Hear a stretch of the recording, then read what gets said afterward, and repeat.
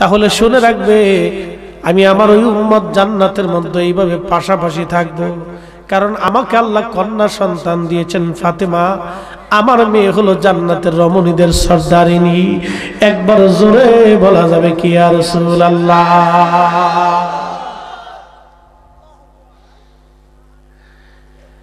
নবীজি মেয়ে সন্তানের মর্যাদার কথা নবীজি বলতেছিলেন, আমার উম্মতেরা মেয়ে ঘরের মধ্যে যদি থাকি বুঝবা খোদার রহমত তোমার ঘরের মধ্যে গেছে। একটা মেয়ে একটা জান্নাত, দুটা মেয়ে দুটা জান্নাত। সাহাবী বললেন হুজুর যদি আরো মেয়ে হয়? নবীজি বলেন আরো জান্নাত। এক সাহাবী বললেন ইয়া রাসূলুল্লাহ যদি 8টা মেয়ে হয়? বলে 8টা জান্নাত।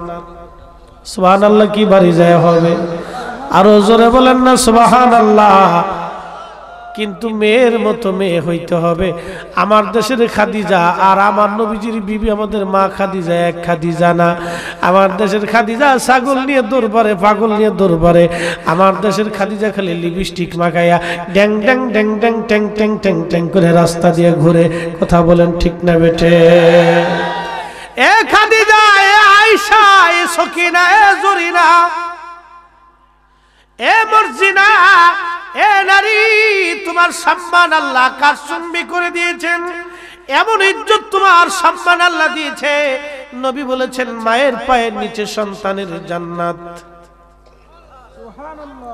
আসতে বললেন কেন? জোরে বলেন। আজকের যিনি প্রধান অতিথি উস্তাজুল আসাতিজা উপাধ্যক্ষ হুজুর আবুল কাশেম ফজলুল হক সাহেব মাদ্দাজিলুল আলী, ওনার মা আছে না নাই? উনি যত বড় উপাধ্যক্ষ হোক, মা যদি একবার বদদুয়া করে আবুল কাশেম তুই জান্নাতে যাইতে পারবি না, কি কথা বলেন ঠিক না? আমি মুক্তি ফরিদি যত বড় কণ্ঠ হই, বক্তা হই, তক্তা হই, মা যদি বদদুয়া করে যায় ফরিদি আল্লাহ আমি আমার সন্তানের উপর নারাজ, তুমি খুশি হইও না। পৃথিবীর কেউ আমাকে জান্নাতে নেবে না, স্বয়ং রাসূল খোদাও পর্যন্ত আমাকে জান্নাতে নেবে না, সুপারিশ করবে না। কারণ মা বেজার, মা বেজার। বন্ধু একটা ঘটনা শোনাই দিয়ে যাই। একজন নারীর ইজ্জত আল্লাহ কত বড় বড় করে তুলে ধরেছেন, একজন নারীর সম্মান আল্লাহ কত বড় করেছেন। কিন্তু আমার দেশের নারী সমাজ নিজের সম্মান নিজে বুঝে না। আমার দেশের নারী চিন্তা করে আমি সেজে গুজে রাস্তাঘাটে বের হয়ে মানুষরা আমার শরীর প্রদর্শন করলেই মনে হয় আমার সম্মান সমাজে বেড়ে যাবে। না না না, ও নারী তোমার সম্মান এইভাবে বাড়ে না। তোমার সম্মান আমার আল্লাহ বাড়াইছেন পর্দার মধ্যে, তোমার সম্মান আল্লাহ বাড়াইছেন বুজুর্গের মধ্যে, তোমার সম্মান আল্লাহ বাড়াইছেন নামাজের মধ্যে, তোমার সম্মান আল্লাহ বাড়াইছেন তাকওয়ার মধ্যে। তুমি যদি সোলা কলা হয়ে যাও, দুনিয়ার মশা মাসে তোমার শরীরের মধ্যে বসবে, তোমার দাম হবে না। আর তুমি যদি ঢাকনা কলা হয়ে যাও, তুমি যদি পর্দা বসিতা করো, নামাজ জিকিরে ফিকিরে বইসা যাও, দুনিয়ার মানুষ তোমাকে হারিকেন ধরায় তালাশ করবে। ওই মেয়েটাই আমার দরকার, যে মেয়েটা পরহেজগার নামাজি। বিয়ে করার জন্য যুবক যখন বিয়ে করতে যায় তখন ভালো মেয়ে তালাশ করে, কেউ খারাপ মেয়ে চায় না। এই জন্য পর্দানশীল নারী, পরহেজগার নারী বাংলাদেশে বড় অভাব হয়ে গেছে। একজন পর্দানশীল পরহেজগার নারীর ভিতর থেকে আল্লাহ ওয়ালার জন্ম হয়, আল্লাহর ওলির জন্ম হয়। কথা বলেন ঠিক না বেঠে?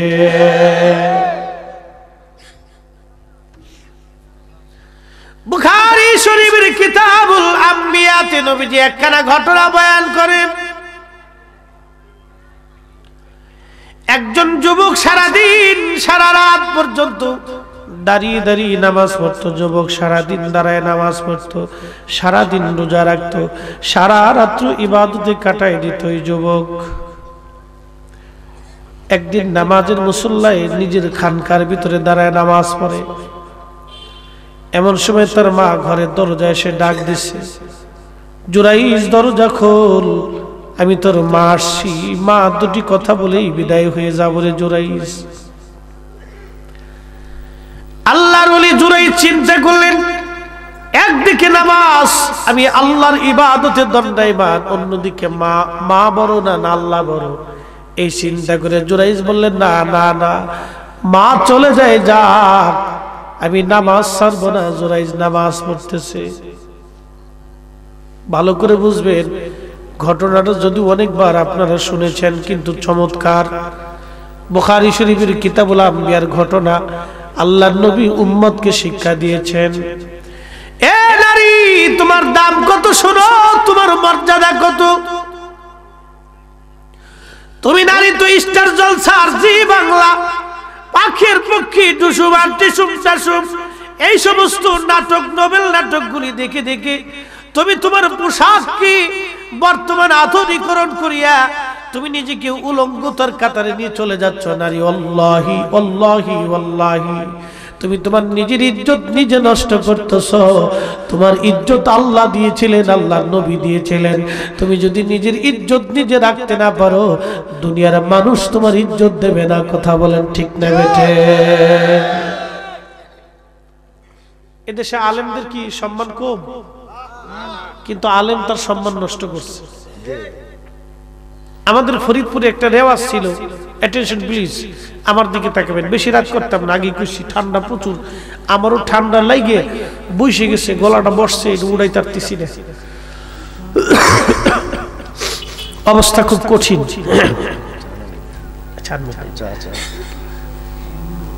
লক্ষ্য করেন, আমাদের দেশের বাড়ি হলো ফরিদপুর। ফরিদপুরের সদর থানা কানাইপুর ইউনিয়ন। আমাদের এলাকাতে একটা রেওয়াজ ছিল, আমার বাবা এত কড়া সুন্নি ছিলেন যে জীবনে খারিজি মাদ্রাসা কোনোদিন ভিক্ষাও দিছে না। এইরকম কড়া সুন্নি ছিল। সুন্নি মানে কি মিয়া, সারি দিনে খবর। কিন্তু খুব নামাজি ছিল আমার আব্বা। আমার বাবার একটা গুণ, মারা যাওয়ার 3 দিন আগে এলাকার সবার কাছ থেকে মাপ সব চাইছে। আমি বাঁচতাম না দুনিয়ার, আমি যাইতাম গা, তোমরা, আমি তো রং চা খাই বাবা, রং চা খাই, ঠিক আছে, শুকরিয়া। তো সবার কাছে মাপ সাপ চাইছে। এই বাজার সদাই দোকানদারি জায়গার কাছ থেকে কেনাকাটা করতে এর কাছে মাপ সাপ চাইছে। দিনাতে কেউ ফাইলে দিয়ে দিছে। এরপরে 3 দিন পরে বাবা মারা গেছে। কিন্তু এতটা কড়া সুন্নি ছিল, আমার মাকে বলতো জীবনে কোনোদিন খারিজি মাদ্রাসা ভিক্ষা দিবি না। কিন্তু আমার মাও কোনোদিন দিছে না। মারহাবা করলেন না? না বেজার হইতেছেন আপনারা? সুন্নি হইলে সুন্নির মতো হইতো। কি কথা কন না করে, ঠিক না? হ্যাঁ, এই যে বাজারে ঠিকই আছে। এই নারে তাকবীর, ঠিক আছে। সুন্নি হইলে সুন্নির মতন, মুজাবজিবিন হইলে লাভ কি? ইয়া আইয়ুহাল্লাযীনা আমানু দুখুলু ফিস-সিলমি কাফা। এই ইমানদার, ইসলামের মধ্যে আসলে পরিপূর্ণ মতো তুমি আসো, পরিপূর্ণ মতো আসো, পরিপূর্ণ মতো আসো। ইয়া আইয়ুহাল্লাযীনা আমানু তাকুল্লাহা হাক্কা তুকাতিহি, আল্লাহকে ভয় করো, ভয় করার মতো করো। ওয়ালা তামুতুন্না ইল্লা ওয়া আনতুম মুসলিমুন, মুসলমান না হয়ে মইরো না, মুসলমান না হয়ে মইরো না। মুসলমান হতে হলে আহলে সুন্নাতুল জামাতের কাতারে আসতেই হবে। কথা বলেন ঠিক না বেটে? মুজাবজাবিন হইলে কাজ হবে না বাবা, কাজ হবে না, কাজ হবে না। কি ভাবতেছে? যদি বলেন ভাইজান, বাবার নাম ছিল সাদ বিন আবি ওয়াক্কাস রাদিয়াল্লাহু আনহু। তিনি দুনিয়া থেকে জান্নাতের সার্টিফিকেট পেয়েছিলেন। 10 জন সাহাবী, আবু বকর ফিল জান্নাতি, ওমর ফিল জান্নাতি, উসমান ফিল জান্নাতি, আলী ফিল জান্নাতি, সাদ বিন আবি ওয়াক্কাস ফিল জান্নাতি, তালহা ফিল জান্নাতি, জুবাইর ফিল জান্নাতি, আব্দুর রহমান ইবনে আউফ ফিল জান্নাতি, সাইদ ইবনে জুবাইর ফিল জান্নাতি, আবু উবাইদা ইবনে জাররা ফিল জান্নাতি। এই 10 জন ছিল দুনিয়ার মধ্যে জান্নাতের সুসংবাদ প্রাপ্ত সাহাবী। তার ভিতরে হযরত আলী রাদিয়াল্লাহু আনহু জান্নাতি এবং সাদ বিন আবি ওয়াক্কাস রাদিয়াল্লাহু আনহু জান্নাতি। জান্নাতি। আলী রাদিয়াল্লাহু তাআলা আনহুর ছেলের নাম হযরত ইমাম হুসাইন। সাদ বিন আবি ওয়াক্কাসের ছেলের নাম সেনাপতি আমর। আমরের সৈন্যবাহিনীতে 22,000 সৈন্য। আমর হলো ইয়াজিদের সৈন্য। আর হযরত ইমাম হুসাইন রাদিয়াল্লাহু আনহুর সঙ্গে মাত্র 72 জন নবীর প্রেমিক। এবার আপনারা বলেন, সেও তো জান্নাতের সুসংবাদপ্রাপ্ত সাহাবীর ছেলে, সেও তো জান্নাতের সুসংবাদপ্রাপ্ত সাহাবীর ছেলে। তাহলে দুইজন ময়দানে কারবালা তাতাত করতে পারতেন। ভাই, তুমি তো জান্নাতের সুসংবাদপ্রাপ্ত সাহাবীর ছেলে, আমি আলীর ছেলে, আসো তুমি আমার দিনী ভাই, আমি তোমার দিনী ভাই, দুইজনে আতাত করে নেই। ইয়াজিদের বর্ষতা আমি মাইনে নিলাম, বায়াত গ্রহণ করে নিলাম। যাও যাও, আমার মাসে মাসে বছরে বছরে টাকা দিবা, আমি বাড়ি গাড়ি করব, সুন্দর নারী নিয়ে সংসার কাটাইব। তুমি আমার দিনী ভাই, আমি তোমার দিনী ভাই, তুমি মুসলমান, আমি মুসলমান, কোন মুসলমানের তফাৎ নাই। হযরত ইমাম হুসাইন আতাত করেন নাই, কারণ বেঈমান বাতিল মুনাফিকদের সাথে মুসলমানের আতাত হতে পারে না। আওয়াজ তুলে বলেন, কথা ঠিক না বেটে? এই কথা শুনলে তো অনেকের কষ্ট লাগবে না, হুজুর কি কইলে? তাহলে ইমাম হুসাইন আতাত করলো না কে? সে তো দিনী ভাই ছিল। সেদিন আতাত করলে তো আর তিনার জীবন দেওয়া লাগতো না। হ্যাঁ, সেদিন তো আতাত করলে তার জীবন দেওয়া লাগতো না বাবা, জীবন দেওয়া লাগতো না।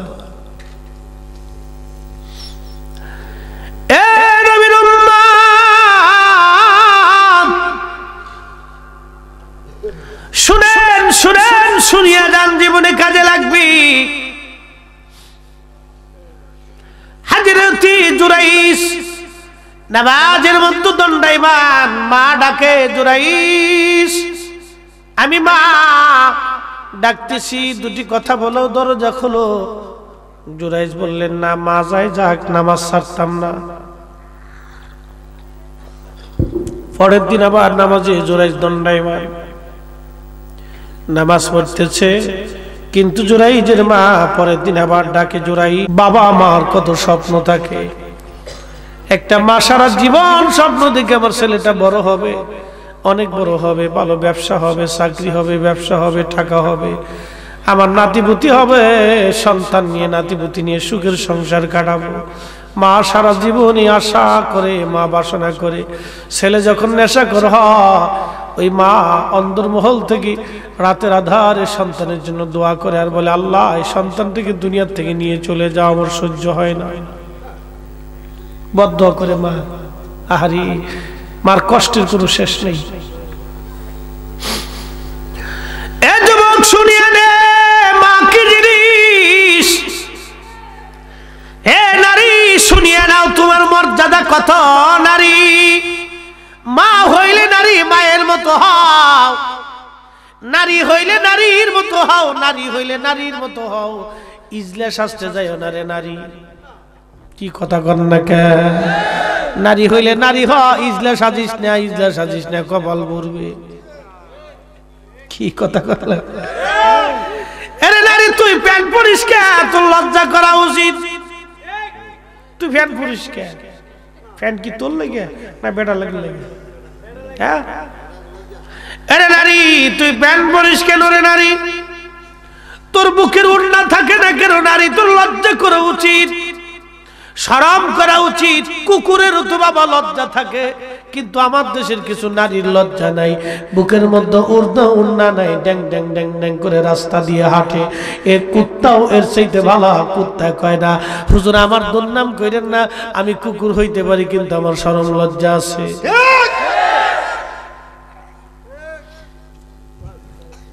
কুত্তারও শরম লজ্জা আছে। কুত্তা একটা অপরাধ করছে, দেখবেন একটা বাড়ি মারছেন না, বাড়ি একটা দেওয়ার পরে এরপরে আবার আইব, আসার পরে কি করে জানেন? মালিকের লোক কি একটা ভাব যে লয় না, মুখটারে বেহাইয়া সেহাইয়া একবারে কি লেজ রে গুছায় ফুসায় মালিকের ফায়ের কাছে যাইয়া আকুতি বিনীত করে, আমার মাফ করে দেন, আমি আর এই অকামটা করতাম না। কি কথা করলে? কুত্তারও একটা বুঝ আছে মিয়া। দেখেন নারীর ইজ্জত কত দিয়েছে নবীজি।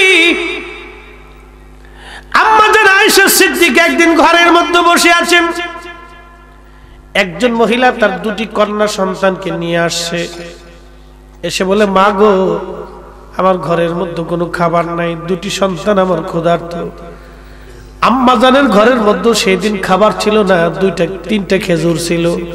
কয়টা খেজুর? তিনটা খেজুর ছিল। আম্মাজান তিনটা খেজুর ওই মহিলার হাতে দিলেন। মহিলা দুইটা খেজুর দুই মেয়েকে দিলেন, একটা খেজুর নিজের জন্য রাখলেন। দুইটা খেজুর দুই মেয়েটা খেয়ে ফেললো, বাচ্চা দুটা খেয়ে ফেলে দেওয়ার পরে ওই একটা খেজুরের দিকে দুই মেয়ে নজর দিছে, ওই খেজুরটাও খাবে, মায়ের খেজুর।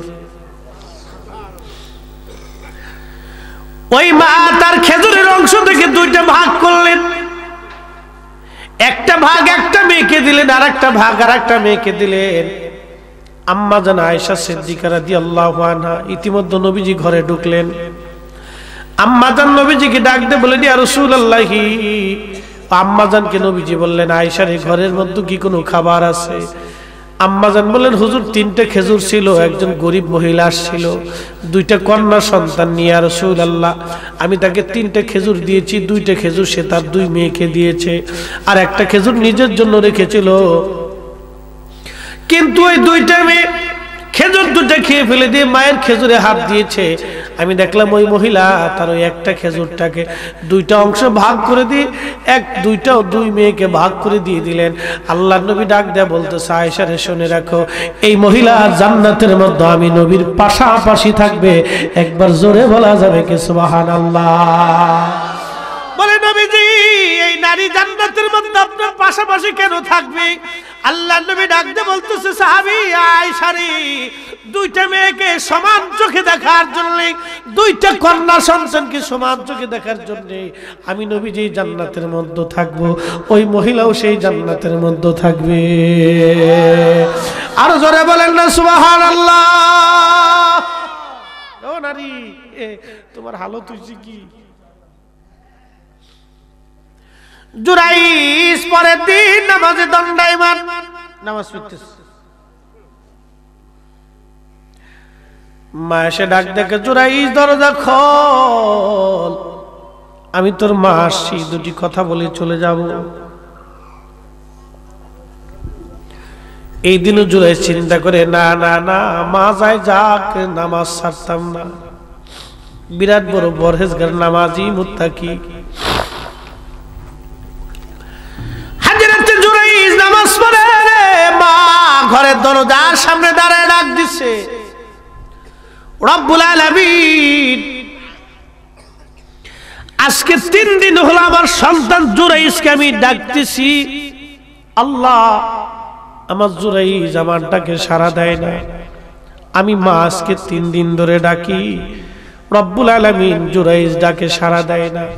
আল্লাহ গো, আমি মা হয়ে আমার জুরাইজের বিরুদ্ধে তোমার কাছে দরখাস্ত করে গেলাম। আল্লাহ আল্লাহ আমার জুরাইজ যত বড় ওলি হোক, যত বড় পরহেজগার হোক, আমি মা বলে দিয়ে গেলাম, দুনিয়ায় কোনো জেনাকারিনী মহিলার অপবাদ না দেওয়াইয়া, দুনিয়ার ভিতর থেকে অপমান না করাইয়া আমার জুরাইজের মৃত্যু তুমি দিও না, মরণ তুমি দিও না, মরণ তুমি দিও না।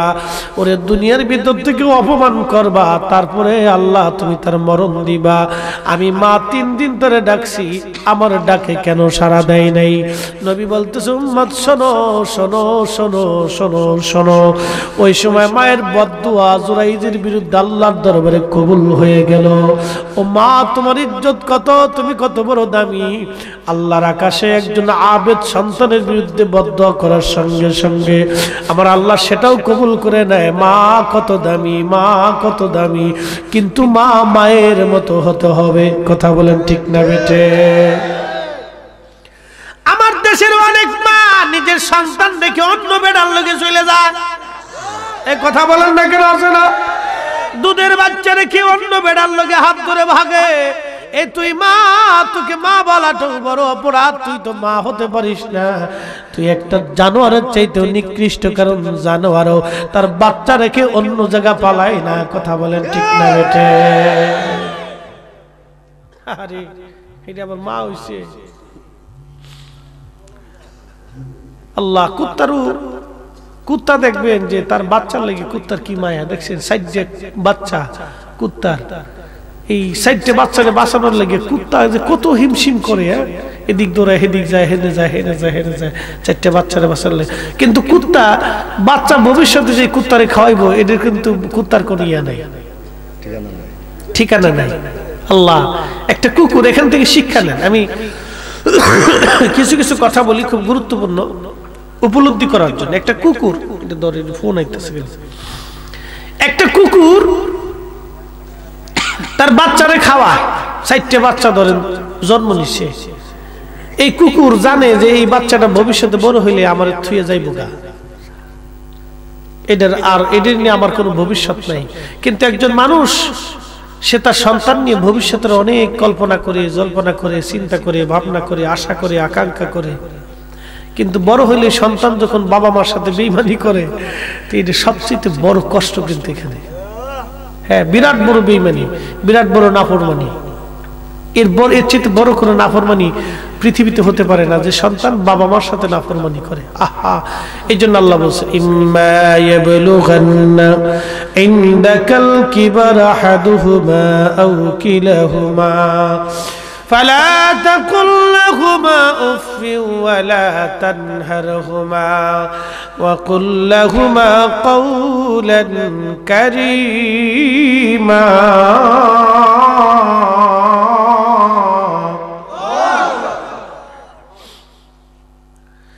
সন্তান নাফরমানি করে, সন্তান বেঈমানি করে, কিন্তু একটা কুকুর তার সন্তানদের জন্য, বাচ্চাদের জন্য ওই কুকুরটা হিমশিম খায়, পারাপারি করে, কত কষ্ট করে। একটা গাভী থেকে আপনি চিন্তা করেন, একটা গাভী যখন ওই গাভীর দুগ্ধ আপনি দহন করেন, তখন গাভীটা লাফ মারে। কেন মারে জানেন? গাভী জানে আমার একটা বাচ্চা আছে, ও মালিক তুমি যদি দুধ সব নিয়ে যাও, আমার বাচ্চাটা না খেয়ে থাকবো, কান্নাকাটি করবে। ওই বাচ্চাটারে আপনি বেঁধে রাখেন, দূর থেকে বাচ্চাটা কান্দে, মা মা মা মা। একটা গাভী তার উলানের ভিতরে দুধ লুকায় রাখে। কি কথা কর না কেন? দুধ যারা দহন করেন তখন আপনার কি দেন? গুতা দেন, ধাক্কা দেন, যাতে দুধটা কি করে ছেড়ে দেয়। হ্যাঁ, এরপর বাচ্চারে দিয়ে লোভ দেখান, বাচ্চারে দিয়ে দুধ খাওয়ায়, যাতে ওই দুধটা কি করে ছেড়ে দেয়। কিন্তু গাভী কি করে জানেন? গাভী চায়, আরে আমার বাচ্চাটা না খেয়ে থাকবো, ও দুধটা লুকায় রাখে ভিতরে। এ নারী, এ নারী, এই গাভী থেকে তুমি শিক্ষা নিয়ে নাও। একটা গাভী বাচ্চার জন্য কেমন করে, যুবক, এই বাচ্চা থেকে তুমি শিক্ষা নিয়ে নাও। একটা বাচ্চারে খাওয়ানোর জন্য একজন মা তার দুধের ভিতরে উলানের মধ্যে দুধ লুকায় রাখে। বাচ্চাটা কান্না করে, মা মা মা মা মা। ওই গাভী ডাক ডাক হয়, বাবা বাচ্চারে কানবি না, আমার দুনিয়ার একজন মালিকের অধীন করে দিয়েছেন আমার আল্লাহ। আমার মালিক আমারে খাওয়ায়, আমার মালিক আমারে ঘুম পাড়ায়, আমার মালিক আমার চিকিৎসা করায়, আমার মালিক আমারে ভালো ভালো খাবার দেয়। তুমিও দুধ পাবা, বাচ্চারে অপেক্ষা করো, আমার দুনিয়ার মালিক আগে দুধ নিয়ে নি, তারপরে তুমি পাবা। ওই গাভীটা বাচ্চাটাকে সান্ত্বনা দিতে থাকে।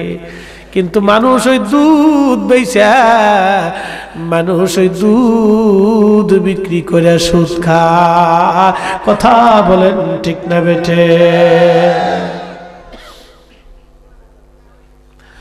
ওই দুধ বিক্রি করে মানুষ সুদ খায়, ওই দুধ বিক্রি করে মানুষ হারাম খায়। এই জন্য মানুষ বড় অকৃতজ্ঞ, নাফরমান। আল্লাহ এই জন্য বলছেন, ফাযকুরুনি আযকুরুকুম ওয়াশকুরুলি ওয়ালা তাকফুরুন। বান্দা আমার জিকির করো, আমি আল্লাহ তোমার জিকির করব। বান্দা শুকরিয়া করো না, শুকরিয়া করিও না। হ্যাঁ, শেষ করে দিতেছি। তারপর কাছে না বিলালের কাহিনী আছে না, বিলাল কষ্ট ভাই। আচ্ছা, কালকে আমার বনানীতে 10টায় মিটিং আছে। আচ্ছা যাক, ইনশাআল্লাহ। আবার পীর সাহেব হুজুর অত্যন্ত মায়ের মানুষ, এলাকার সুন্নি জামাতের একজন রাহবার, আল্লাহ, ওনাদের মতো পীর সাহেব হুজুর আছে বিদেশ সুন্নিয়তটা আছে। আমি মনে করি এই অঞ্চলে অনেকে কয় এত পীর কে। আমি প্রথমে এটা নিয়ে খুব চিন্তিত ছিলাম যে এত পীর কেন। পরে আমি উপলব্ধি করলাম, হাইরে এই পীর সাহেবগঞ্জ যদি না থাকতেন তাহলে মানুষ সুন্নিয়ত থাকতো না। এরা আছে বিদেশ সুন্নিয়তটা আছে। এটা একটা পীরের দরবার, মানে একটা মাদ্রাসা, এটা তরিকতের মাদ্রাসা। এক কথা বলেন না কেন, ঠিক না? এটা তরিকতের কি? হ্যাঁ, কথা বলেন না কেন? তরিকতের মাদ্রাসা। এরা আছেন বিদেশ সুন্নিয়তটা আছে। বাংলাদেশের এমন অত্যন্ত প্রত্যন্ত অঞ্চলগুলিতে যেখানে এরকম পীর মাশায়েখ নাই, সেখানে সুন্নিয়ত নাই, সুন্নিয়ত হারিয়ে গেছে। এই জন্য আমি মনে করি এরা হলো বট গাছের মতো। কি গাছ? যারা বলেন বট গাছের কাজ কি? ছায়া দেয় না? বট গাছের কাজ হলো ছায়া দেওয়া। এদের কাজও হলো সুন্নিয়তটাকে ছায়া দিয়ে রাখা। আর আমাদের কাজ কি? এদের যত্ন নেওয়া। কি করা? জোরে বলেন না, কি করা? যত্ন করা, তাদেরকে যত্ন করা, মহব্বত করা, তাদেরকে সহযোগিতা করা, তাদের কাজে আমাদেরকে স্বতঃস্ফূর্ত ভাবে উদ্বুদ্ধ হয়ে তাদের হাতকে শক্তিশালী করা। এটা আমাদের ইমানি দায়িত্ব। পীর যার যার হতে পারে, অন্য পীর হতে পারেন, একজন মুরব্বী, একজন শায়েখ, একজন বুজুর্গকে সম্মান, যে কেউ হতে পারে, সম্মান করাটাই আমাদের দায়িত্ব। আমার পীর অন্য একজন আছেন, আমি আট্টুসি হুজুরের মুরিদ বিধায় যে আমি হুজুরকে সম্মান করব না, বিষয়টা কিন্তু এরকম না। লা হাওলা ওয়ালা কুওয়াতা ইল্লা বিল্লাহ, আস্তাগফিরুল্লাহ, ইন্নাল্লাহু গফুরুর রহিম। ওনাদেরকে সম্মান করাই তো মূলত আল্লাহর ওলিদেরকে সম্মান করা। কি কথা ঠিক না? এই জন্য আমাদের এই মহব্বত যেন, আমাদের এই সম্পর্ক যেন ডাইভার্ট না হয়, ভিন্ন দিকে প্রবাহিত না হয়, এটা আমরা সব সময়ের জন্য খেয়াল করবো। যে আমার পীর সাহেব আজকে সভাপতি হয়েছে, আমার পীর সাহেব হইল না, তাহলে আমি মাহফিলে যাইতাম না, বইতাম না, দিতাম না, এরকম করা ঠিক না। সবার পীর যার যার কাছে মাথার তাজ তুলল, কি ঠিক না? মা যদিও বৎসরিত্র হয়, কিন্তু সে কি কথা কর না কেন, সে কি মা। আম্মাজান হযরতে হাফসা রাদিয়াল্লাহু আনহা নবীজিকে বলতেছিলেন, হুজুর আমার মা আসছে, মা তো এখনো ইমানদার হয় নাই।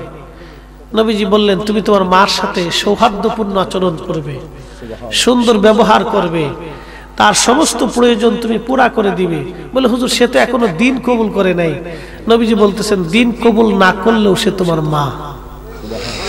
সে তোমার কি মা। একজন মা বেদিন, মার সাথে কেমন আচরণ করতে হবে আম্মা জানকে রাসূল শিখাই দিতেছে। সে তোমার মা, সে তোমার মা, সে তোমার মা। আর আমরা অনেক সময় শাশুড়ির দিকতারি না, কে শাশুড়ির দিকতার না গিয়েছি, তোমার শরীর ভিতরে চুলকায়। ওই বেটি সারাটা জীবন তোমার স্ত্রীকে লালন পালন করে কত কষ্ট করে বড় করছে। কি কথা কর না কেন, ঠিক না? হ্যাঁ, দেখতে পারো, সে তো তোমার মায়ের মতোই, সেও তো তোমার মায়ের মতোই, সেও তোমার একজন মায়ের মতোই। এ ভাইরা আমার, গভীর মনোযোগ দিয়ে শোনেন। হযরতে জুরাইস মা বদদুয়া করলেন, 3 দিনের মাথায় মা বদদুয়া করে চলে গেলেন। আল্লাহ কবুল করে নিলেন সেই বদদুয়া। জুরাইজের খানকার পাশে একজন রাখাল মাঝে মধ্যে রাত্রিবেলা এসে ঘুমাইতো। ওই রাখালের সাথে ওই এলাকার একটা মেয়ের অবৈধ সম্পর্ক হয়, প্রেম প্রীতি হয়। আমাদের দেশে বর্তমানে যেটা ফেসবুকে এখন শুরু হয়েছে, বাবাজি, যুবকের চরিত্র হলো সবচেয়ে বড় বিষয়। যদি চরিত্র নষ্ট হয় তাহলে তার সব কিছু বাবা নষ্ট হয়ে যায়। এ নারী,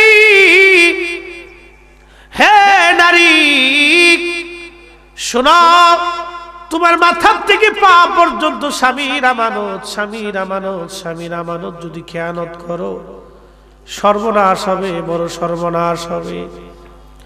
হযরতে জুরাইজের খানকার পাশে ওই রাখাল ওই মেয়েটার সাথে অবৈধ পর্যায়ে, এক পর্যায়ে তারা জেনা করলো। জেনার মাধ্যমে মেয়েটা অন্তঃসত্ত্বা হয়ে গেল, গর্ভবতী হয়ে গেল। মেয়েটা যখন গর্ভবতী হয়, ধীরে ধীরে ধীরে ধীরে ধীরে ধীরে মানুষ জানতে পারছে এ মেয়ে তোমার এই সর্বনাশটা কে করলো, কে করছে তোমার এই সর্বনাশ।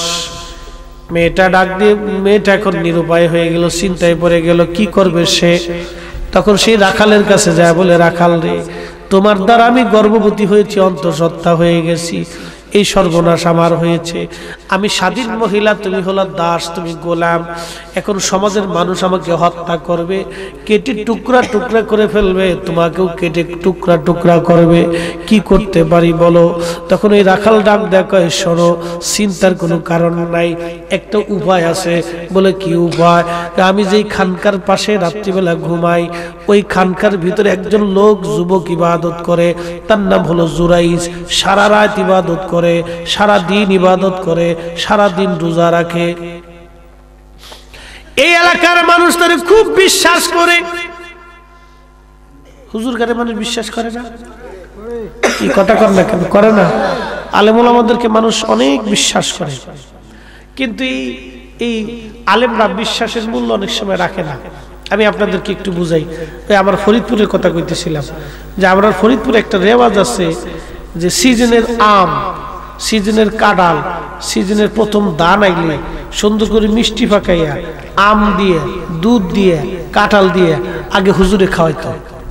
এদের কথা আমরা দেশে মোল্লা খাওয়াই না। কি খাওয়াই না? মোল্লা খাওয়াই না। আমরা আটটুসির দরবার শরীফে, অ্যাটেনশন প্লিজ, খিচুড়ির দিকে তাকাইতে হবে না, এটা ইনশাল্লাহ পাবেন। এটা বিরাট একটা মুশকিল। মোনাজাতের ভিতরে যদি তাবারক দিই তাহলে পাবলিকে মোনাজাত ইয়াসিনের দিকে চাইয়ে থাকে। আবার ডাইনে দেখে ওর টুকলাটা বড় হচ্ছে না, এটা বড় হচ্ছে কোনটা, কই জায়গা মোনাজাত চাইবো আল্লাহর কাছে, চাইয়ে রয়েছে সিন্নির দিকে। কি একটা জ্বালাত যে ফুরছি। আচ্ছা যাই হোক, এই সিন্নির দিকে তাকানোর কিছু নেই ইনশাল্লাহ। আসলে আপনারা কিন্তু বাড়িতে ভালো মন্দ খান, কিন্তু এই খাবারটার প্রতি এত আকর্ষণ কে করছে? এটার ভিতরে একটা বিরাট আকর্ষণ। আমারও নিজেরও আকর্ষণ। আজকে খুশি কি রে, আমার তাবারও খাওয়াইলি না, খালি বাতি খাওয়াইলি, দুর্গা তাবারও খাওয়াইলি না। এটার একটা মজা আলাদা, টেস্ট আলাদা, বরকত আলাদা। কি কথা কন না কেন, ঠিক না? এদের প্রতি এক ধরনের লজ্জত সবারই থাকে। বাড়ি এত ভালো মন্দ খাইতেছে, বিয়েন বাড়ি খায়, বিয়ে বাড়ি খায়, আত্মীয় বাড়ি খায়, সেনে খায়, দাওয়াত খায়, এটা খায়, পোলা খায়, বিরিয়ানি খায়, কোরমা খায়, গরু খায়, খাসি খায়, হাঁস খায়, ডিম খায়, কত কিছু খায়। এরপরে তাবরকের দিকে চাইয়ে থাকে। এটা আলাদা বরকত। এই বরকতের খাবারের জন্য সবাই একটু আশা করে থাকে ইনশাল্লাহ। চিন্তার কারণে কষ্ট দিতেছি না, শীতের বানাইতেছি না, বলতেছি ওই আমাদের দেশে মোল্লা খাওয়াই না। আমার আটটুসির দরবার শরীফে এখন এই রেওয়াজ আছে। আমাদের অঞ্চলের কাঁঠাল আম টাম হইলে এই দরবার শরীফে আমরা পাঠাই দিই, দুধ হইলে আমরা পাঠাই দিই। এটা আমাদের রেওয়াজটা এখনো আছে। আমার আম্মা এটা করতো, দরবার শরীফের জন্য এই আগের ধানগুলি রেখে দিত, যেটা দরবারের জন্য পাঠাবো, এই ধান থুয়ে দিত। প্রথম নাকাটি করতেছি। আজকে রাত্রে তার জীবনের শেষ দিন হবে, তাকে সাজানো গুজানো হচ্ছে, তাকে সাজিয়ে গুজিয়ে আজকে রাত্রিবেলা সন্ধ্যার সময় তাকে দিয়ে আসা হবে। রাত্রিবেলা তার রক্ত পান করে তাকে ছিন্ন ভিন্ন করে দিয়ে চলে যাবে। আমরা এই দুঃখে সবাই চিন্তিত, কাঁদতেছি। তখন আরব্য বণিক বলতেছে, তোমাদের রাজার সাথে আমি একটু কথা বলবো। মারহাবা কর। ইসলাম কিভাবে পৃথিবীতে প্রচার হয়েছে দেখেন। তোমার রাজার সাথে কথা বলবো। ঠিক আছে চলে। নিয়ে গেছে। রাজাও খুব চিন্তিত, কান্নাকাটি, বুঝেনি তো একটা মেয়ে আজকে রাত্রে যাইব গা। আর ওই দানব, ওর বিরুদ্ধে যুদ্ধ করার মতো তো কেউ নাই। তো আরব্য বণিক, ওই মুসলমান আল্লাহর ওলি বলতেছিলেন যে, হে রাজা, আমি আপনার দুঃখের কথাগুলি শুনেছি, আমার কাছে একটা সমাধান আছে, যদি আপনি দেন, সুযোগ দেন। তো রাজা মানে হাফ ছেড়ে বাসছে। হ্যাঁ, কি সমাধান বলেন? বলতেছে, আমি মুসলিম, আমি সুদূর আরব থেকে আপনার অঞ্চলে এসেছি ব্যবসা করার জন্য। আমি এসে আপনার এই করুণ ইতিহাসের কথা শুনেছি। প্রত্যেক বছর একজন কুমারী কন্যাকে সাজিয়ে গুছিয়ে এই দানবের জন্য দিয়ে দিতে হয়। এই দৈত্য এসে প্রত্যেক দিন, প্রত্যেক বছর একবার এই নারী রক্ত পান করে তাকে ক্ষত বিক্ষত করে রেখে চলে যায়। সে প্রত্যেক বছর একবার এসে রক্ত পান করে। তো ঠিক আছে, আপনি যদি সুযোগ দেন আপনার মেয়েটাও বেঁচে যাবে, চিরদিনের জন্য এই দৈত্য দানব এই জমিন থেকে বিতাড়িত হবে। বলে কি আপনার কাছে কি সমাধান আছে? বলে হ্যাঁ আছে। বলে কি করতে হবে? বলে আপনার মেয়েকে আজকে ওই রাত্রিবেলা সমুদ্রের পাড়ে পাঠাইতে হবে না, আপনার মেয়ের পরিবর্তে আমি নিজে উপস্থিত থাকবো। আর একটু জোরে বলেন, আর একটু জোরে কর। আমরা মুসলমান, আমরা যে মুসলমান, এগুলো যদি কোয়া যায় যে বাইরে তুই যাই তোর বাপের কবরের কাছ থেকে একটু গোরস্থানতে ঘুরে গে রাত 3টের সময়, কি অবস্থা? ওরে বাবারে বুলা মুসলমানকে না আমার গোরস্থান দোয়া ঠাকুর লাগতো না, গোরস্থানে যাওয়া লাগতো না, আমার বাবু লাগতো না, মাও লাগতো না।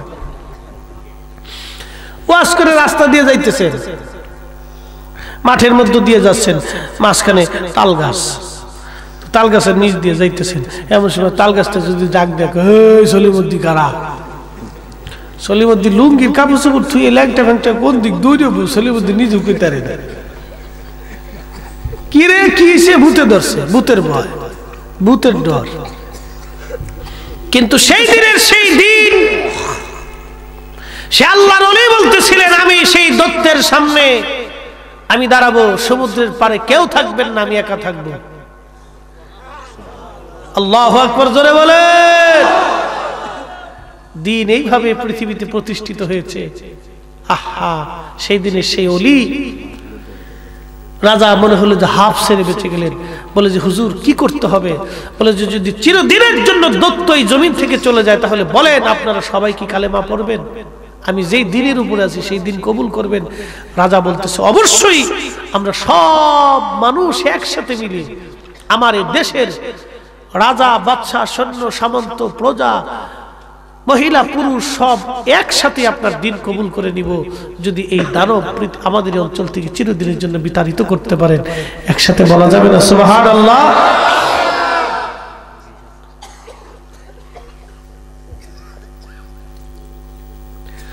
ওই আল্লাহর ওলি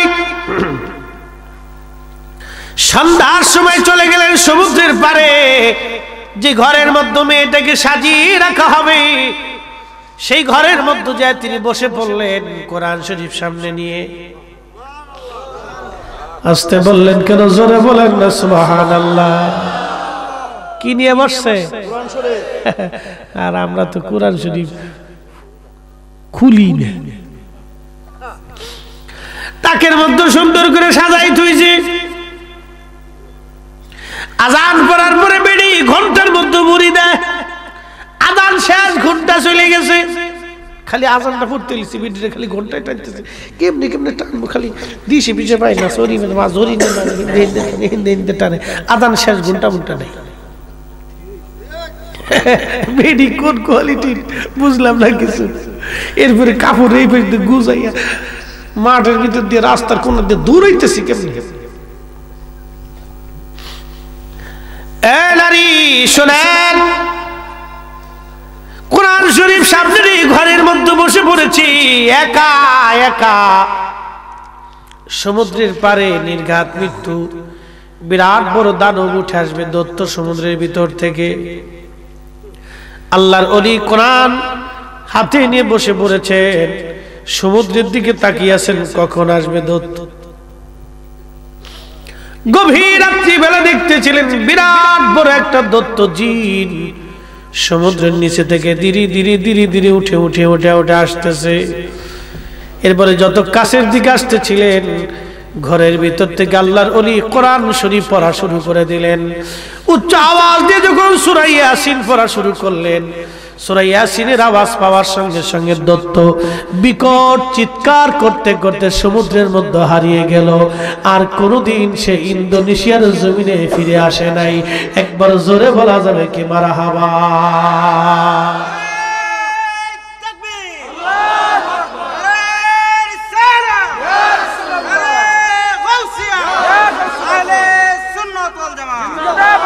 চিরদিনের জন্য হারিয়ে গেল দৈত্য, আর কোনদিন আসে নাই। সকাল বেলা সব রাজা বাদশা সৈন্য সামন্ত প্রজা সব মানুষ এক জায়গা হয়ে আল্লাহর ওলির হাতে কালেমা পড়ে সব মুসলমান হয়ে গেল। এই জন্য পৃথিবীর অন্যতম মুসলিম দেশের নাম ইন্দোনেশিয়া। ইন্দোনেশিয়া আল্লাহর ওলিদের মাধ্যমে এই জমিনের দিনের দাওয়াত পয়গাম মানুষ পৌঁছে দেওয়া হয়েছে। কিন্তু আল্লাহর ওলি মানি না, সিন্নি খাইছি মোল্লা মানি না, সিন্নি খাইছি মোল্লা মানি না। আমরা আল্লাহর ওলিদের কদম ছাড়ব না, ছাড়তে পারি না। কথা বলেন ঠিক না বেঠিক? ইন্দোনেশিয়াতে আজকে কোটি কোটি মুসলমান একসাথে, সব মুসলমান হয়েছিল, লক্ষ লক্ষ মানুষ একসাথে কালেমা পড়েছিল। সেই এক ঘটনা এই শুরু হয়ে গেল।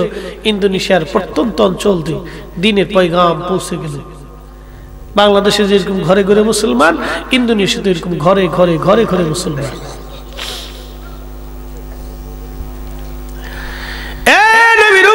গভীর মনোযোগ দিয়ে শুনেন। এই জন্য কোরআন শরীফ পড়বেন। কোরআনের মহিমা, কোরআনের মুজিজা, কোরআনের বৈশিষ্ট্য বরং আলাদা, সম্পূর্ণ। কোরআন শরীফ এমন একটা নিয়ামতপূর্ণ। এই কোরআন শরীফ যদি রাত্রিবেলা এশার নামাজের পরে ঘুমান, সূরার নাম সূরা মুলক। এই সূরা মুলক যদি রাত্রিবেলা পড়ে পড়ে আপনি ঘুমান, কবরের মধ্যে দুনিয়ার সব মানুষ আপনাকে ভুলে যাবে, কিন্তু এই কোরআন আপনাকে ভুলবে না। আপনার কবরের পাশে, পায়ের পাশে দাঁড়ায় থাকবে। আযাবের ফেরেশতারা যখন যাবে, তখন এই কোরআন শরীফ সূরা মুলক বলবে, এই ফেরেশতারা আসবি না। তুমি কেডা? আমি সূরা মুলক। কি লেগে হেনাইছো? আমার এই বেটা প্রত্যেকদিন তেলাওয়াত করতো, আমি যতক্ষণ থাকবো তোরা কবরের ভিতরে থাকতি না। আবার ফেরেশতারা মাথার দিক দিয়ে যাইবে, যাওয়ার সময় ওই সূরা মুলক মাথার কাছে খাড়াই রইছে। ফেরেশতারা আল্লাহ কই ফাটাইলে সূরা মুলকের জ্বালায় কবরের ভিতরে ঢুকতারি না। আল্লাহ ডাক দেখে, ফেরেশতারা চলে আয়, আমারে বান্দা এই সূরা তেলাওয়াত করতে বিদায়, এই সূরা কবরের ভিতরে থেকে পাহারা দিবে, তোরা চলে আয়, আমি আমার বান্দার জীবনের গুনাহ মাফ করে দিলাম। আরো জোরে বলেন না সুবহানাল্লাহ। ইয়া আইয়ুহাল মুযাম্মিলু কুমিল লাইলা ইল্লা কলিলা।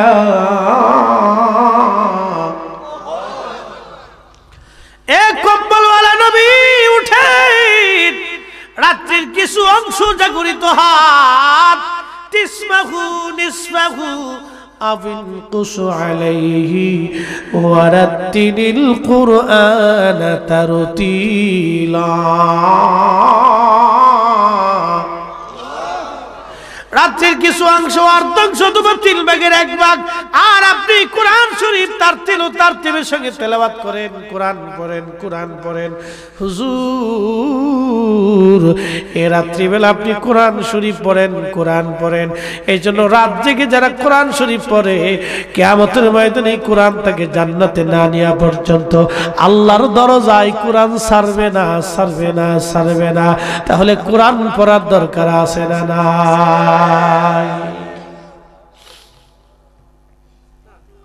মুসলমান ফজরের নামাজ পড়ে কোরআন শরীফ পড়েন, অথবা ফজরের নামাজ পড়তে গেছেন মসজিদের মধ্যে বসে কোরআন পড়েন, সুন্নত শেষ কোরআন শরীফ হাতে নিয়ে কোরআন শরীফ পড়তে থাকেন, পড়েন পড়েন পড়েন। আহা, কষ্ট হইতেছে। একটা ঘটনা শোনাই। ভারতের একজন মানুষ মরে গেছেন, গরিব মানুষ, দিনহীন। জানেন তো আপনারা, যারা হাওরে বাউরে বিলে চরে, এই সমস্ত মানুষের একটু লেখাপড়া কম থাকে, কারণ যোগাযোগ ব্যবস্থা অক্ষুণ্ণ, যোগাযোগ ব্যবস্থা ভালো না হওয়ার জন্য লেখাপড়ার এই এটা কম যায় এই সমস্ত অঞ্চলে। এই সমস্ত অঞ্চলের মানুষ বেশিরভাগ কৃষি প্রধান থাকে, যার কারণে তারা লেখাপড়ার প্রতি একটু ঝোঁক কম থাকে। তো ভারতের চর অঞ্চলের একজন মানুষ মারা গেছে, মুসলমান, কিন্তু কিভাবে তারে কবর দিবে, মাটি দিবে কেউ জানে না, বলতে পারে না, কারণ এলাকার মানুষের ধর্মকর্ম শিক্ষা দীক্ষা কম ছিল। লাশটা সামনে নিয়ে বসে রয়েছে লোকেরা। তো বসে থাকার পরে ওনারা খুব চিন্তিত যে আমরা এই মানুষটা মরে গেছে, কেমনে কবর দিতাম, কি করতাম, কি করি। তো লাশ নিয়ে বসে রয়েছে। তো তার স্বজন নাই কেউ, তার স্বজনের ভিতরে একটা মেয়ে ছিল খালি। তো লোকটারে নিয়ে আপনি বসে দিছে। তো অনেকক্ষণ পরে দেখে যে একটা লোক সাইকেল চালা যেতেছে, মুহে দুগে দাঁড়িয়ে। তো ডাক ডেকে, ভাইজান একটু দাঁড়ান, আপনি কি মুসলমান? কহ। আপনি যখন সাইকেল চালায় যেতেছেন, মনে হয় শিক্ষিত মানুষ। কই যান? অফিসে যাই। ভাইজান আমরা গরিব মানুষ, এই যে লোকটা মারা গেছে, কেমনে কাফন দাফন গোসল মোসল দেয় কইতারি না, জানাজা মানাজা কেমনে দেয় ইদু তো পারি না, তা আপনি একটু আমরা একটু কাজটা হাসিল করে দিয়ে যান। তখন কয় যে মিয়া আমার তো অফিস আছে, এগুলো জানাজা গোসল মাটি কবর এগুলো দিতে সময় তো লাগবে না ভাই, আপনার হাতে পায়ে ধরে আমরা একটু উপকার করে দিয়ে যান। ব্রিটিশ আমলের কথা, ব্রিটিশ আমল তখন, বুঝলেন না? ঠিক আছে আমি এইভাবে বলতেছি, আপনারা করেন। তো কবর খুঁজতে বলেন, এইভাবে কবর খুঁজেন, কাপড়ের কাপড় এইভাবে বানান, আপনারা এইভাবে গোসলের পানি আনেন, সবকিছু দেখায় দিতে লাগলেন। সবাই তাড়াহুড়া করে সব কমপ্লিট করলেন, জানাজার নামাজ পড়াইলেন, পরে কবরের মধ্যে নামায় লোকটা চলে গেলেন। অফিসে যাওয়ার পরে দেখলেন আর পকেটে আইডেন্টি কার্ড নাই। কিরে এটা কই গেল গা? বাসার থেকে টানছিলাম, আতাই উঠতে দেহে নাই। তো চিন্তা করছে যে লোকটার জন্য কবরে নামাইছি, নামানোর সময় যে মাথাটা নিচু করছিলাম ওই জায়গা পড়তে আরে মাথার কাছে, তো উনি মাথার কাছে দাঁড়াইছিল। তো দৌড়ে আবার সাইকেল চালায় আসছে, আসে দিয়ে লোকজন কবর টবর দিয়ে যাইতেছে গা। ডাক ডাকে, ভাই যান একটু দাঁড়ান, আমি একটা বিপদে পড়ছি। বলে কি বিপদ? আমি যে কবরের মুদ্দারে নামাইছিলাম, নামানোর পরে আমার আইডেন্টি কার্ডটা ওই কবরের ভিতরে পড়ে গেছে, তা আপনার একটু মাটি মুটি সরাই দেন, আমি আইডেন্টি কার্ডটা বের করে নিয়ে আসি। ভাইজান আমরা তো এগুলো কোনো মাসলা মুসলি কিছু বুঝি সুঝি না, আপনি যেমনি কইছেন আমরা অমনি করছি, তা আপনি যেমনি করেন এমনি আমরা করে দিই, অসুবিধা নেই। তাহলে মাথার এই অংশ থেকে বেশ কিছু খানিক মাটি আপনারা সরাই দেন, বাঁশটা সরাই দেন, আমি কবরের ভিতর থেকে নিয়ে আসি। আল্লাহর বান্দার জন্য মাটি সরিয়ে দেয়া হলো, বাঁশ সরিয়ে দেয়া হলো। উনি মাথাটা নামাইয়া ভিতরে যখন তাকাইছে আইডেন্টি কার্ড আনার জন্য, তাকায় দেখে কবরের পোড়ার ভিতরের অঞ্চলটুকু আমার আল্লাহ রাব্বুল আলামিন জান্নাতের ফুলের বাগান বানায় দিয়েছে। কবর থেকে খুশবু মিশকের ঘ্রাণ বের হয়ে আসতেছে। আসতে বললেন কেন? জোরে বলেন। কবর থেকে মিশকের ঘ্রাণ আসতেছে, ওই এত পরিমাণে ঘ্রাণ, ওই ঘ্রাণে সারা কয়েক গ্রাম পর্যন্ত মুহূর্তের মধ্যে ছড়াই গেছে। সংবাদ ছড়িয়ে গেছে অমুকের কবরের ভিতরে ফুলের বাগান, আর সুগ্রাণ সুগ্রাণ, খুশবু খুশবু খুশবু।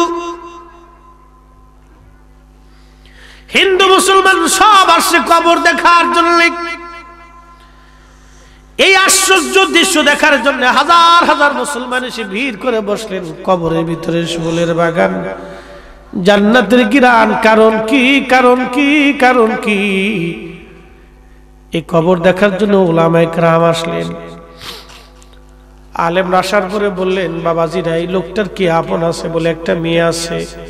কোন জায়গা? চলেন একটু খোঁজ নিতে হবে। মেয়েটার কাছে যায় বলেন, মা আপনি বলেন তো আপনার বাবার জীবনের কোন আমল ছিল?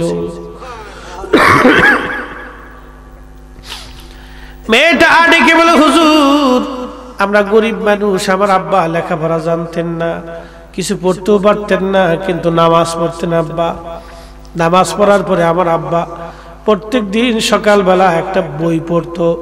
বইটা বাবা পড়তে পারতো না, শুধু বইয়ের মধ্যে আঙ্গুল ঘুরাইতো লাইনে লাইনে, আর বলতো, আল্লাহ এটা তোমার কালাম, তোমার কোরআন, তোমার কোরআন, আমি পড়তে জানি না, আমি পড়তে জানি না। আল্লাহ এটা তোমার কোরআন, তোমার কোরআন, আমি পড়তে জানি না, আমি পড়তে জানি না। প্রত্যেক দিন লাইনের মধ্যে আব্বা আঙ্গুল ঘুরাইতো আর শুধু এই কথা বলতো, আল্লাহ আমি পড়তে জানি না, আমি পড়তে জানি না।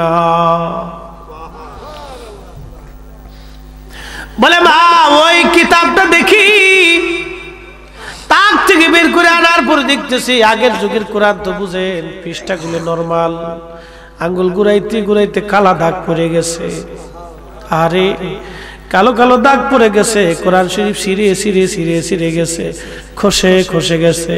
কিন্তু আল্লাহর বান্দা তারপর ওইখানের ভিতরে আঙ্গুল বোলাইছে, আঙ্গুল ঘুরাইছে। উলামা ইকরাম ডাক দিয়ে বলে, দুনিয়ার মুসলমান, এই কোরআন শরীফকে তাজিম করার জন্য কোরআন পড়তে পারে নাই, কিন্তু মোহাব্বত রাখার জন্য আমার আল্লাহ তারে মাফ করে দি, তার কবর জান্নাতের বাগান আল্লাহ বানাই দিয়েছে। আওয়াজ তুলে বলা যাবে কি সুবহানাল্লাহ? তাহলে বাবা মুসলমান, কোরআন পড়ার দরকার আছে না নাই? কোরআন পড়বেন, কোরআন পড়বেন, কোরআন কোরআন কোরআন কোরআন পড়বেন, নিজে কোরআন শিখবেন, সন্তানকে শিখাবেন। এ মা, তুমি তোমার মেয়েটাকে কোরআন শিখাও, কোরআন শিখাও। এ মা, তোমার মেয়েটাকে পর্দা শিখাও। এ মা, তোমার মেয়েটাকে নামাজ শিখাও। একজন মেয়ের সৌন্দর্য লুকানো থাকে পর্দার মধ্যে, একটা মেয়ের সৌন্দর্য লুকানো থাকে নামাজের মধ্যে, একটা মেয়ের সৌন্দর্য লুকানো থাকে ওযুর মধ্যে, একটা মেয়ের সৌন্দর্য লুকানো থাকে পরহেজগারিতার মধ্যে। বুঝতে অসুবিধা হয়? হ্যাঁ, এই তো শেষ করে দিতেছি। হাই সর্বনাশ। তাহলে আপনারা বলেন, এই মাহফিল, এই জান্নাতের বাগান থেকে আমরা যেগুলি শিখলাম, বাবা এখান থেকে যত ওয়াজ নসিহত হয়েছে সন্ধ্যা থেকে এই পর্যন্ত, এই সবগুলি যারা কবরে গেছে তারা পাবে কি পাবে না? হ্যাঁ হ্যাঁ, এরা তো চাইয়ে রয়েছে আপনার দিকে। একটু সব যদি পাঠায়, একটু নেকি যদি আমার আওলাদ আমার জন্য পাঠাইতো। কিন্তু দুঃখের বিষয় হলো, সত্য কি জানেন, আমরা অনেক সময় নামাজ পড়ে চলে আসি, এদের জন্য দোয়া করিনি। এটা ঠিক না, এটা চরম ভুল। বাজি লম্বা কথা বাড়াইতাম না, এই নামাজের পরে আপনারা একটু দোয়া করবেন, রব্বি রাহমহুমা কামা রব্বায়ানি সাগীরা।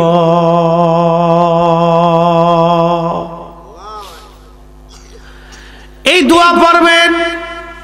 এই দোয়ার সাথে কিছু কোরআন শরীফ যদি তেলাওয়াত করে আব্বা আম্মার রুহের উপরে দিতে পারেন। বাজান, আল্লামা ইমাম সুয়ুতী শরহুস সুদূর কিতাব লিখেছেন, মানুষের কবরের পাশে গেলে মানুষ আনন্দ পায়।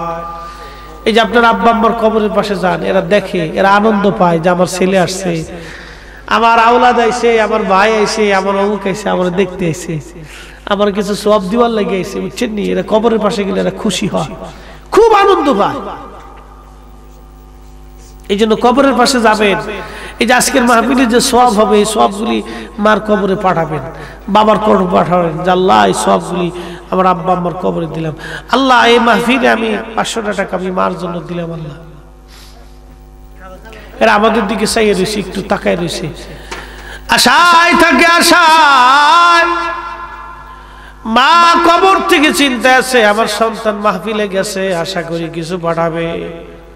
বাবাজি ছোট্ট করে বলে দিয়ে যাই, যখন বাবা বিদেশে থাকে অথবা চাকরি করে, সন্তান যখন দেশে থাকে, তখন বাবা যখন বাড়িতে আসবে সন্তান বিরাট খুশি, বাবা আজকে আসবে। ঈদের দিন আসবে, ঈদের 3 দিন আগে ছেলেরা অমুক কাপড় তমুক কাপড়, গ্রামের লোকজন কাপড় কিনে, অমুকে কাপড় কিনে, তমুকে কাপড় কিনে, ছেলেরা বিরাট খুশি। ছোট ছোট বাচ্চারা গল্প করে, আমার আব্বা আমার এই কাপড় কিনে দিয়েছে, আমার আব্বা আমার এটা কিনে দিয়েছে। তখন যার বাবা সন্তানকে কাপড় কিনে দেয় না, ওই ছেলেটা মন বেজার করে থাকে। যখন কাপড় কিনে দেয়, ছেলেটা বিরাট খুশি। বাবাজি, কবর থেকে মানুষগুলি আমাদের দিকে ওইভাবে তাকায় থাকে, আমার সন্তান মাহফিলে গেছে, আরে আমার ছেলে বুঝি আজকে আমার জন্য কিছু নেকি পাঠাবে, আমার মেয়েটা বুঝি আমার জন্য কিছু সওয়াব পাঠাবে, আমার ভাই আমার জন্য হয়তো কিছু পাঠাবে, আমার বংশের মানুষ ওরা গেছে আমার জন্য কিছু হয়তো পাঠাবে। মানুষগুলি আমাদের দিকে চাতক পাখির মতো তাকায় থাকে। বাবাজি